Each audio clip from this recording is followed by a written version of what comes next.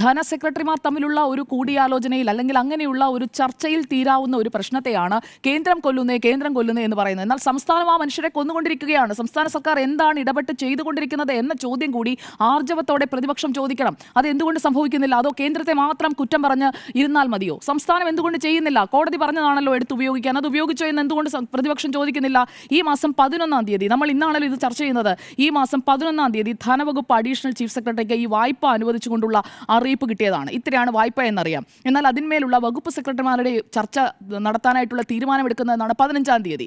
വീണ്ടും 4 ദിവസം വൈകുകയാണ്. ഈ ഒരു കാലതാമസം, ഈ ദുരന്തമുണ്ടായതിനു ശേഷമുള്ള എല്ലാ കാര്യങ്ങളിലും, എല്ലാ പ്രൊസീജിയറൽ ഡിലേയും നമ്മൾ കണ്ടതാണ്. സംസ്ഥാന സർക്കാരിൻ്റെ ഭാഗത്തു നിന്നുണ്ടാകുന്ന ഡിലേ. ഇവിടെ ഈ 16 പദ്ധതികൾ സമർപ്പിക്കുമ്പോൾ അതിൽ പൊതുകെട്ടിടങ്ങളുണ്ട്, റോഡ് നിർമ്മാണമുണ്ട് എന്നൊക്കെ സമർപ്പിക്കുമ്പോൾ തന്നെ അതിനുള്ള എങ്ങനെയാണ് നമ്മളിത് പദ്ധതി നടപ്പാക്കാൻ പോകുന്നത്, ഒരാളെങ്കിലും എല്ലാ കോൺട്രാക്റ്റും കൂടി കൊണ്ടങ്ങ് കൊടുക്കാമെന്ന് തീരുമാനിക്കുന്നത് പോലെയുള്ള വേഗം ഈ ഓരോ പദ്ധതിയും എങ്ങനെ ചെയ്യണം, അവിടേക്ക് ആ റോഡ് ആവശ്യമുണ്ടോ, ആളുകളെല്ലാം ഒഴിഞ്ഞു പോയതിനു ശേഷം അവിടെ അങ്ങനെ ഒരു പുനർനിർമ്മാണം ആവശ്യമുണ്ടോ എന്നൊക്കെ ഈ പദ്ധതി കൊടുക്കുന്ന സംസ്ഥാന സർക്കാരല്ലേ പറയേണ്ടത്. അല്ലാതെ കേന്ദ്രമാണോ അവിടെ എന്താണ് വേണ്ടത് എന്ന് ഡിസൈഡ് ചെയ്യുന്നത്?